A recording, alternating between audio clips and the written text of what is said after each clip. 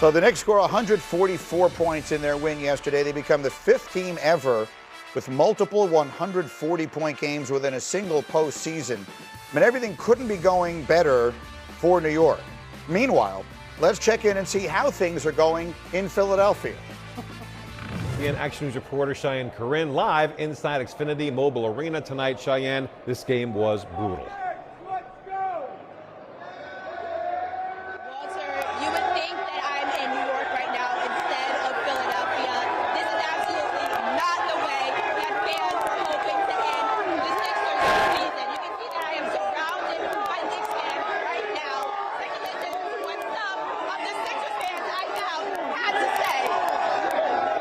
I ain't gonna lie, this is a Mother's Day massacre. I left my mom, you know what I mean, and spent time thinking that I'm going down with the ship, but I'm going down with the ship, so I gotta make it up to mama. Sell the team, fire Nick Nurse, everybody gone.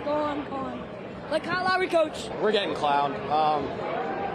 Yeah, I got nothing. I think it was game 6 a few years ago when the Knicks beat us here and we walked out and they were chanting like this. It's worse this year. They gotta play better defense. And I love Joel, and I hope he stays. I love the whole team. They did amazing, but it's just heartbreaking. It really is. It's a wrap. So that was the Post 4 reporter reaction in Philadelphia. Look, I've said it a million times. God bless sports. You know, it's the greatest thing in the world. You invest everything you have into something that at the end of the day means absolutely nothing, but down deep inside it means everything to you. This is a rivalry, and boy, are the Knicks one up on them right now. I mean, there's the history, if you know it, between the New York and Philadelphia in all sports in general is a pretty significant history, and the Knicks have really owned the Sixers in both literally and figuratively now over the last couple of years. A couple of things. First and foremost, the Villanova Knicks, Brunson, since he got there, at Philadelphia, 11-2 on the road, including in the playoffs. They've won 7 straight games in that building. And when he looks up, there's 2 banners, Villanova championships. Those are the most recent banners hung in that building. Yeah. So that's home for him, first of all, and Josh Hart, and Mikal Bridges. Low blow. It's just, it's more their home court than it is their home court. It's they crazy. do feel that way. Yes. And the other thing to point out here, too, in Philadelphia, you know what? It's not about their fans. This is not, I don't think this is about the Philadelphia fans or a sports town. They're a great sports town. This is them saying, we don't believe in this. Yeah, I said a couple of years ago, the process is dead. Nobody wanted to believe me. It's dead. And the fans told them that. They applied, like you mentioned how the fans they showed up for the Flyers when they got swept by the Hurricanes. They gave them a standing ovation. And the fan base in that city looks at the Sixers as if, no, we're not coming back until you show us something that we can truly believe in. Because second round and out, that's an annual event for that franchise. And it is not obvious to see their path to getting better quickly. Joel Embiid has a contract extension that actually kicks in next year, i.e. it hasn't started yet.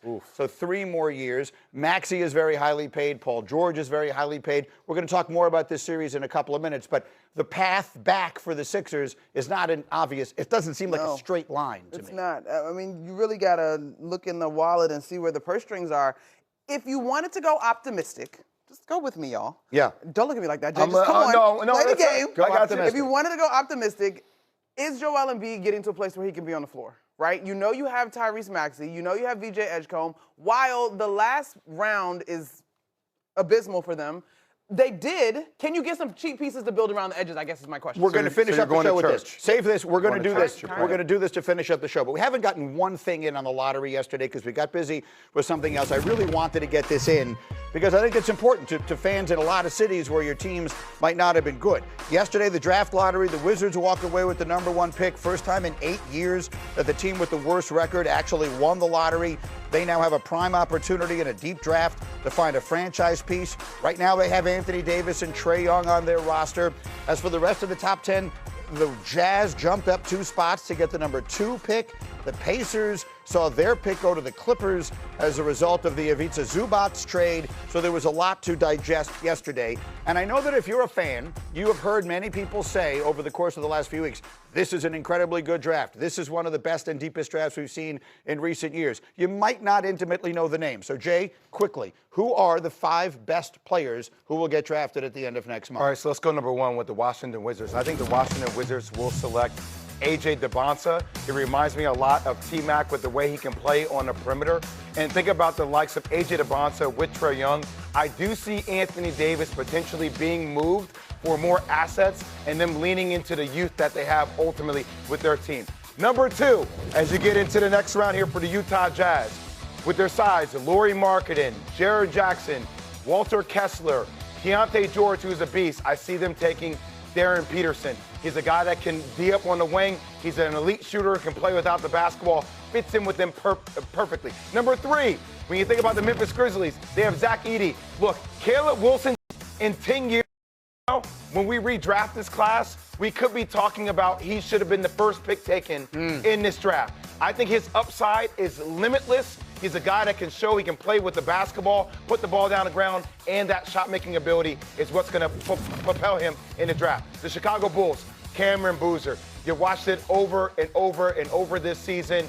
Kind of plays like Shane Goon to a degree, or a Kevin Love player, has different angles of attack at the rim, can initiate the offense because of his passing ability, their ability to invert the offense. He's going to be an exceptional player. And then the Clippers, poor Indiana, does not get the 4th pick. Right. The Clippers get the 5th pick because of that trade. Darius Acuff.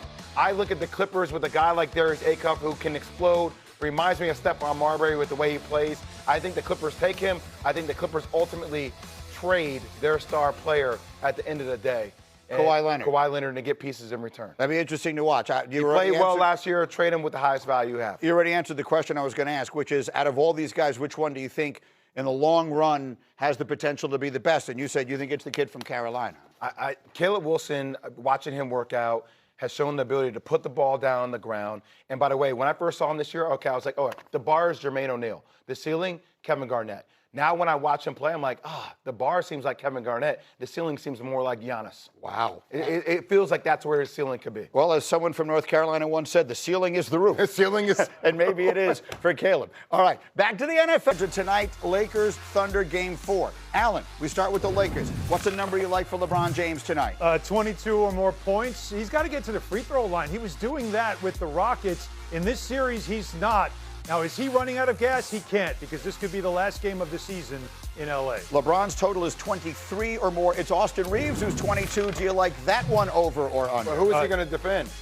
Jay? I'm sorry. We're not talking about how many points he's going to give up, Jay. He had a big game 2. He then went back into the tank in game 3. He's at home. They need him to score. He's got to get on point. He has not been good from three-point range so far in this series. And how about the big man on the other side? Well, Chet Holmgren has really dominated this series. He's had a couple of games over 20. He had an 18 in game 3.